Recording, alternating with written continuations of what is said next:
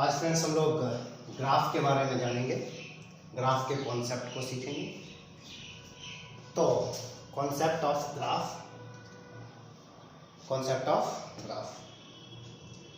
तो पहले हम हेडिंग डाल दें यहाँ पर। आज का जो हमारा है वो है कॉन्सेप्ट ऑफ ग्राफ।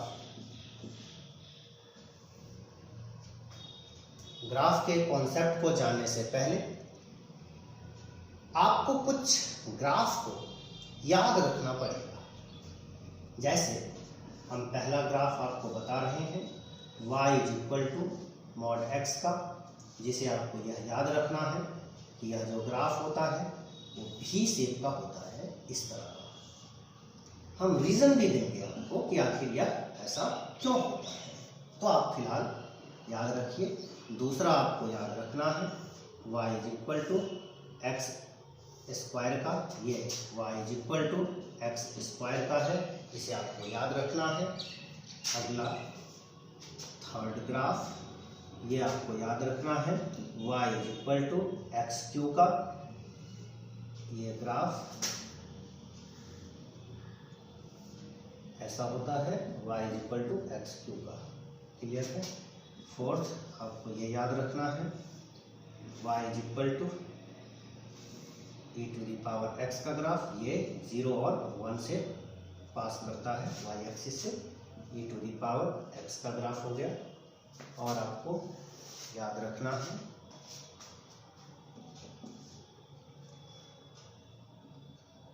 √x का, y =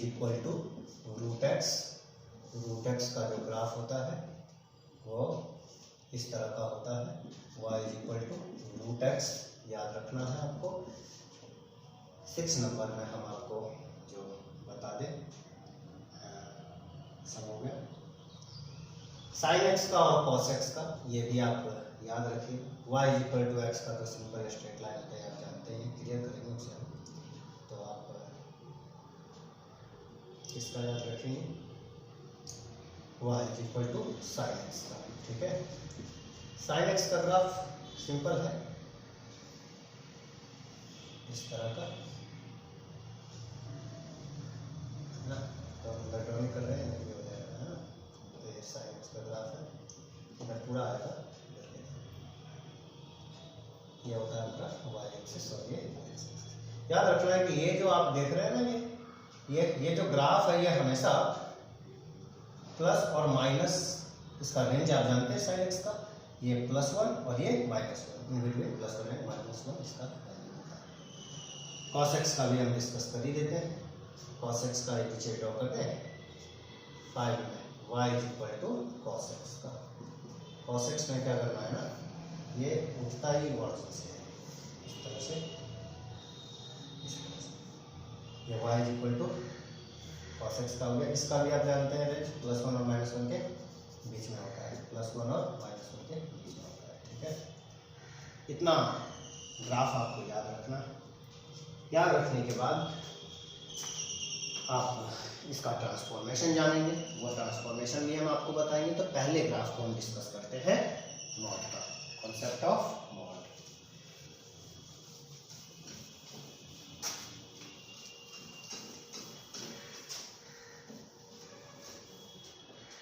concept of modulus.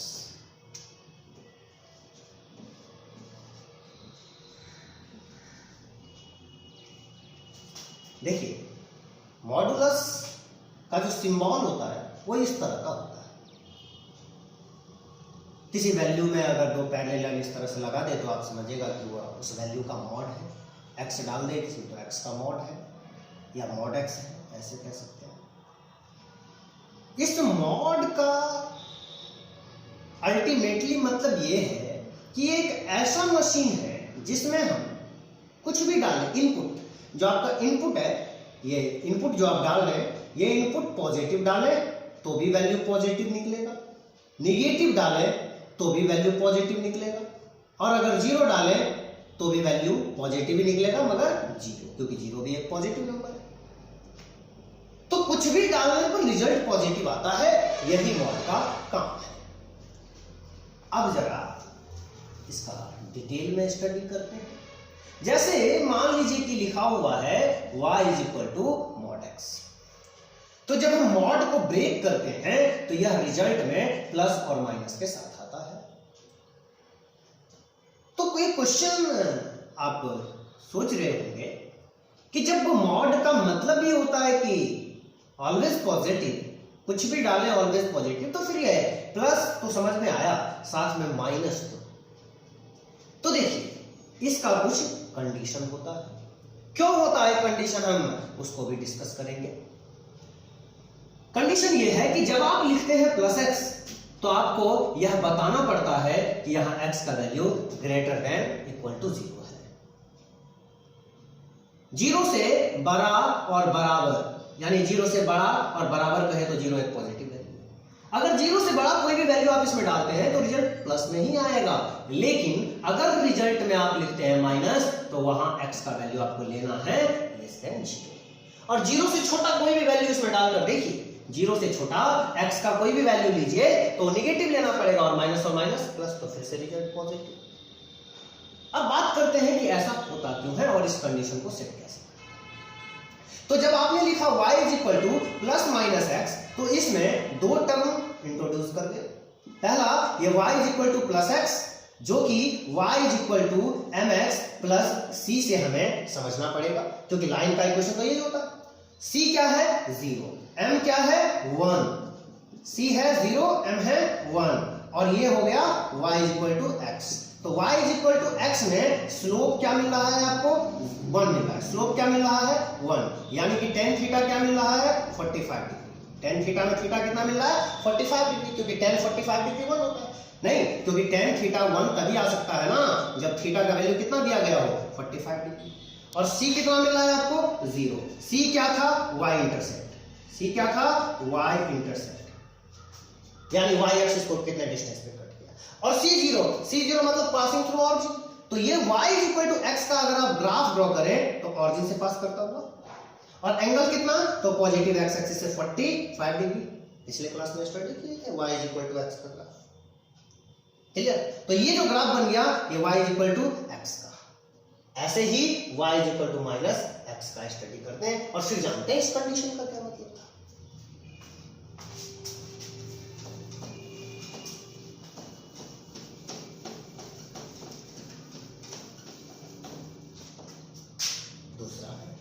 y is equal to plus x और माइनस एक्स लिखे हैं, तो आपने लिया y is equal to x, और दूसरा y इज इक्वल टू क्या आएगा माइनस एक्स। कैसे चेक करेंगे इसे भाई, लाइन का इक्वेशन तो होता है y is equal to mx plus c। इसमें आप क्या देख पा रहे हैं, इसमें आपको स्लोप कितना दिया गया है, स्लोप दिया गया है माइनस 1 का क्या मतलब tan थीटा दिया गया है माइनस 1। tan थीटा माइनस 1 का क्या मतलब, यानी थीटा दिया गया है आपको 135 डिग्री। c कितना दिया है, c तो है ही नहीं, यानी c कितना दिया है 0। c क्या होता है y इंटरसेप्ट, यानी इसका ग्राफ जो होगा पासिंग थ्रू ऑरिजिन, क्योंकि c 0 होता है तो पासिंग थ्रू ऑरिजिन, और एंगल कितना तो पॉजिटिव x एक्सिस से 135 डिग्री। ये किसका ग्राफ बन गया y is equal to minus x का। हमें किसका बनाना है मॉड x का। कैसे बनेगा, तो दोनों ग्राफ को जोड़ दीजिए, कंबाइन कर दीजिए। अब दोनों ग्राफ को कंबाइन करते हैं तो देखिए ये दोनों ग्राफ को हमने कंबाइन कर दिया, ये y is equal to x का और ये y is equal to minus x का। और आपने देखा था कि हमने y is equal to mod x का ग्राफ बताया था, वी शेप का होता है। y is equal to mod x का ग्राफ वी शेप का होता है। क्यों होता है, क्लियर हो गया होगा। अब जानते हैं इसके कंडीशन पर।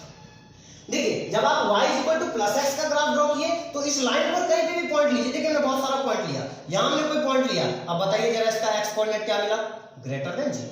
यहां पर आपने कोई पॉइंट लिया ग्रेटर देन 0, यहां पर आपने कोई पॉइंट लिया ग्रेटर देन 0, और यहां आपने कोई पॉइंट लिया लेस देन 0। यहां आपने कोई पॉइंट लिया तो x कोऑर्डिनेट लेस देन 0, यहां आपने कोई पॉइंट लिया तो x कोऑर्डिनेट लेस देन 0।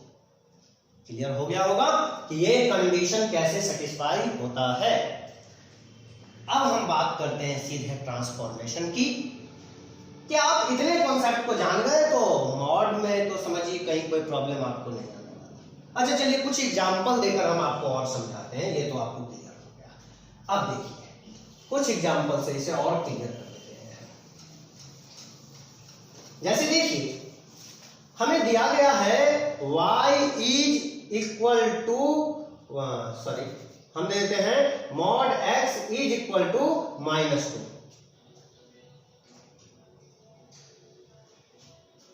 अब बताइए कि यह सही है या गलत, एप्लीकेबल है या नहीं, और हां तो क्या है आंसर। एक तरफ पॉजिटिव टर्म, दूसरी तरफ निगेटिव टर्म। अरे कोई इक्वेशन तब तक सेटिस्फाई नहीं कर सकता, तब तक सही नहीं हो सकता, एप्लीकेबल नहीं हो सकता जब तक LHS और RHS का टर्म इक्वल ना हो। यहां LHS में दिख रहा है ऑलवेज पॉजिटिव, RHS निगेटिव है, तो ये तो ऐसे ही हो गया, नो सॉल्यूशन। एक और कॉन्सेप्ट, यहां पर आप y equal to mod x का ग्राफ ड्रॉ कर लें और y इक्वल टू -2 का ग्राफ ड्रॉ कर लें। तो पहला step y equal to mod x का ग्राफ ड्रॉ कर लें, दूसरा y इक्वल टू -2 का ग्राफ ड्रॉ कर लें और दोनों का चेक करें इंटरसेप्ट, कहां एक दूसरे को इंटरसेप्ट किया कोई आंसर मिलेगा, और नहीं किया तो फिर नो सॉल्यूशन। तो y equal to mod x का ग्राफ आप जानते हैं V शेप का होता है, तो ये ग्राफ हो गया y equal to mod x का। y इक्वल टू -2, इसका ग्राफ जो होगा ना, जैसे y इक्वल टू हम c लिखे तो ये graph parallel to x axis होता है y से इतने डिस्टेंस पर। तो y इक्वल टू -2 0 1 2, तो ये -2 हो गया निगेटिव y एक्सिस पर और x एक्सिस के पैरेलल, तो ये ग्राफ हो गया y इक्वल टू -2 का। क्या ये दोनों ग्राफ एक दूसरे को इंटरसेक्ट किया? नहीं किया, आंसर नो सॉल्यूशन। क्लियर हो गया होगा? और एग्जांपल दिखाते हैं आपको।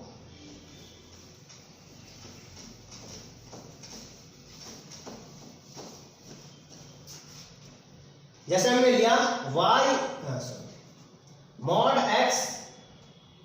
Mod x less than +2, possible है, एप्लीकेबल है, बिल्कुल है, क्योंकि ये मॉड पॉजिटिव, LHS भी पॉजिटिव, RHS भी पॉजिटिव। क्या 2 से स्मॉलेस्ट वैल्यू पॉसिबल है? बिल्कुल हो सकता है। 2 से छोटा पॉजिटिव वैल्यू नहीं होता, होता है, हो सकता है। अब इसको हम दोनों मेथड से, इस तरह से भी, ग्राफ के प्रोसेस से भी और एनालिटिकल अप्रोच से भी।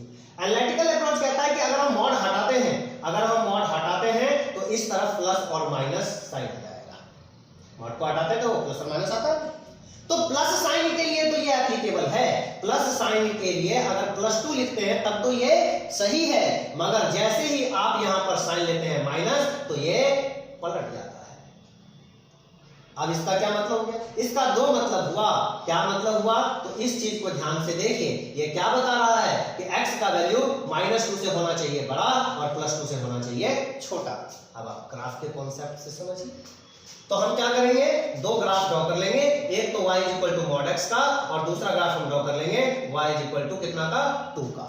तो देखिए जरा, यहां पर हमने पहले V शेप का ग्राफ, ये हो गया हमारा मॉडुलस का ग्राफ, और y इक्वल टू 2 +2 था ना, तो 0 1 2, तो ये हो गया y इक्वल टू 2 का, और ये हो गया हमारा y इक्वल टू कितना का, मॉड x का। क्या कह रहा है? 2 से स्मॉल, तो 2 से स्मॉल, तो ये जो y इक्वल टू 2 का ग्राफ है ना, इसके नीचे वाले ग्राफ पे गौर करना है, बोल्ड कर देते हैं हम, बस इसी को ध्यान देना है आपको। लेस देन कह रहा था 2 से, तो ये इसी पार्ट को आपको देखना है, ये हम डार्क कर दिए, इसे हमने ऊपर वाले को नहीं देखना, आपको नहीं देखना। अब आप देख लीजिए x का वैल्यू क्या मिला, यहाँ पर जो कोऑर्डिनेट होगा ना, ये है हमारा -2, और यहाँ का जो कोऑर्डिनेट होगा ना x, वो हो जाएगा हमारा +2। तो क्या देख रहे हैं, -2 से बड़ा और +2 से छोटा वैल्यू लाइज कर रहा है हमारा। क्लियर हुआ? -2 से बड़ा और +2 से छोटा। -2 से बड़ा, क्योंकि -2 निगेटिव में जो वैल्यू जितना बड़ा होता है उतना छोटा होता है, तो -1 बड़ा हो जाएगा। उसी तरह से 2 से छोटा हो जाएगा 1 0, इस तरह से। तो यहां से भी क्या पता चल रहा है कि जो x का वैल्यू है ना हमारा, वो ग्रेटर देन होना चाहिए -2 और लेस देन क्या होना चाहिए, +2। क्लियर हो गया होगा अब तो। और अगर ग्रेटर देन 2 डाल देते तो यहां पर लेस देन की जगह साइन पलट देते, ग्रेटर देन कर देते, तो क्या हो जाता, तो ये जो y इक्वल टू 2 है ना, इससे ऊपर वाले को हम बोल्ड करते और आंसर हो जाता -2 से छोटा और +2 से बड़ा। क्लियर हुआ होगा? अब हम बात करते हैं ट्रांसफॉर्मेशन की, transformation of graph.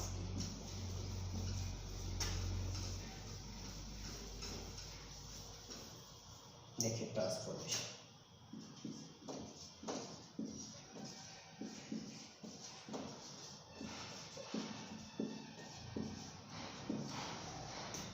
Transformation. Transformation में आपको पहले याद रखना है y is equal to f x plus minus c. दो टर्म है इसमें, एक है y is equal to f x plus c का, और दूसरा टर्म है इसमें y is equal to f x minus c का। जब लिखें प्लस तो यहाँ पे जो एफ एक्स का ग्राफ है उसे आपको कर देना है क्या, सी यूनिट। इसमें इस केस में क्या कर देना है, सी यूनिट अप, ऊपर उठा देना है ग्राफ को। इसमें क्या कर देना है, सी यूनिट डाउन कर देना है ग्राफ को। अभी अभी हम आपको याद भी करवा देंगे, इसे पहले समझ लीजिए फिर याद भी करवा देंगे। देखिए एग्जाम्पल लेते हैं, जैसे y is equal to mod x, f x की जगह हमारा ये हो गया मॉडुलस फंक्शन। हमें ग्राफ ड्रॉ करना है प्लस माइनस 1, 2 3 4 5 कुछ भी ले सकते हैं, तो c का वैल्यू है कांस्टेंट।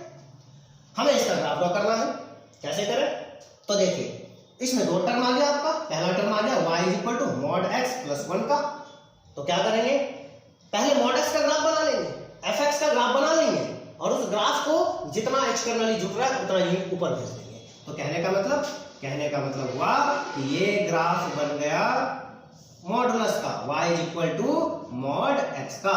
अब क्या करें, प्लस 1, तो प्लस सी था तो क्या किया, सी यूनिट अप कह रहा था, तो इसे एक यूनिट ऊपर उठा लीजिए, 0 और 1। इस ग्राफ को यहां से ड्रॉ कर दीजिए, तो ये ग्राफ बन गया मॉड एक्स प्लस 1 का। क्लियर। अब अगर इसमें कर देते हैं हम दूसरा term y is equal to mod x minus 1, तो माइनस 1 तो माइनस सी था, जब माइनस सी था तो क्या था, सी कांस्टेंट था ना, यहाँ पे भी 1 कांस्टेंट है, तो सी यूनिट डाउन, यानी इस ऑरिजिन से जो ग्राफ पास हो रहा था, ऑरिजिन पे ध्यान देना, इसके नीचे 1 यूनिट ले आएंगे, यानी ये जो ग्राफ आप देख रहे हैं ये ग्राफ हो गया y is equal to mod x minus 1 का। क्लियर हो गया। हमें इसका जरूरत था नहीं तो हम तरह इसको डॉट डॉट कर देते हैं, हमें तो समझना था इसको और इसको। क्लियर हुआ होगा। आप इसे ऐसे याद रखिएगा कि हम इसको कह रहे हैं एक्सटर्नली एडिशन और subtraction. Externally addition, externally subtraction. Externally मतलब बाहरी, जैसे आपके घर में कोई बाहर से मेहमान आए तो आप क्या कहते हैं कि भाई घर का आदमी अगर कोई रहता, घर का फैमिली मेंबर अगर आपका कोई है तो उसे मालूम है बाथरूम किधर है, किचन किधर है, सोना किधर है, सब मालूम है।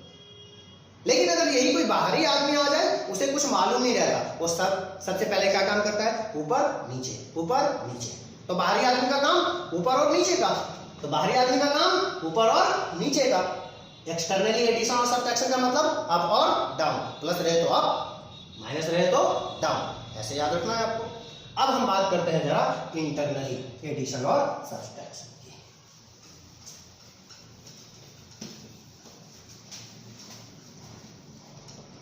जैसे हमारा y is equal to function ले लेते हैं एफ एक्स इंटरनली प्लस और माइनस सी, प्लस और माइनस सी। तो यहाँ पे इंटरनली एडिशन और सब्ट्रैक्शन है, दो टर्म है इसमें, y is equal to f x plus c का, और दूसरा टर्म है इसमें आपको y is equal to x minus c का। इसमें क्या होगा, तो जब इंटरनली में एडिशन हो तो ये चलता है लेफ्ट, तो क्या करेंगे इसे, सी यूनिट लेफ्ट, लेफ्ट की तरफ। क्लियर है। और इसमें माइनस हो तो सी यूनिट चलता है ये राइट की तरफ, राइट की तरफ। क्लियर है। अब देखिए लेते हैं एक एग्जांपल, जैसे हमें y इज इक्वल टू ले लिया x square, y is equal to x square. अब हम इसमें इंटरनली अगर दिखाएं तो क्या लिखेंगे, x प्लस माइनस 1 का होल स्क्वायर। ये क्या हो गया, इंटरनली एडिशन और सब्ट्रैक्शन ले लिया हमने, क्योंकि एक्सटर्नली लेते तो क्या लिखते, एक्स स्क्वायर प्लस और माइनस 1 लिखते, तो ये हो जाता है एक्सटर्नली। हमने क्या लिया है, इंटरनली। क्लियर है ना। तो इसमें दो term y is equal to x plus 1 का होल स्क्वायर, पहले इसका ग्राफ, तो सबसे पहले आपको फंक्शन का ग्राफ बनाना है, यानी एक्स स्क्वायर का, तो हमने यहाँ पर एक्स स्क्वायर का ग्राफ बना लेना है, जो हमने आपको बना दिया। अब क्या काम करना है, इंटरनली एडिशन, इंटरनली एडिशन, सी यूनिट लेफ्ट, 1 यूनिट, 1 है यहाँ, या कुछ भी हो सकता है, 2 3 4 5 6 कांस्टेंट टर्म है ना, हमने 1 लिया, तो ये 0 ये 1, यहां से ग्राफ को ड्रॉ कर दीजिए। तो ये अब इसको क्या करें, डॉट डॉट कर देते हैं क्योंकि इस पे फोकस करना नहीं है। ये हमारा ग्राफ तैयार हो गया x minus 1 sorry x plus 1 का होल स्क्वायर। क्लियर।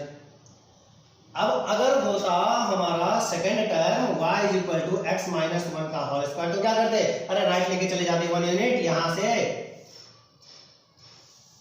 इस सब को हटा देते हैं। हम समझ गए होंगे आप।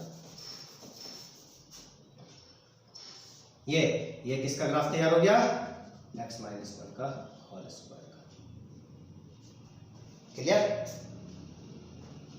तो ये आप इंटरनली की बात तो समझ ही गए होंगे। इंटरनली मतलब घर का आदमी मतलब बाएं और दाएं देखना, क्योंकि उसे मालूम है ऊपर नीचे नहीं देखता हो, दाएं बाएं, है ना। तो घर का फैमिली मेंबर इंटरनली। तो इंटरनली एडिशन सब्सट्रैक्शन के केस में घर के फैमिली मेंबर के बारे में सोचना है, वो तो दाएं बाएं देखता है। और एक्सटर्नली में किसी बाहरी मेहमान के बारे में सोचना है, क्योंकि वो हमेशा ऊपर नीचे देखता है। क्लियर हो गया होगा। अब इसमें हम नेक्स्ट डे आपको कुछ ऑड इवन के कॉन्सेप्ट को डिस्कस करेंगे। ग्राफ के बेसिस पर कैसे पहचाने कि कोई फंक्शन ऑड है या इवन। हम अभी तक जो भी चीज आपको बताए हैं, कोशिश किए हैं कि ग्राफ के कॉन्सेप्ट पे उस पैटर्न को बताएं, क्योंकि हमें फिजिक्स में मैथमेटिक्स के ग्राफिकल टर्म का सबसे ज्यादा यूज करना होता है। तो आपका ग्राफ क्लियर है, मतलब समझिए 50% आपका फिजिक्स क्लियर है। ठीक है, रहने देते हैं आज के लिए इतना ही। नेक्स्ट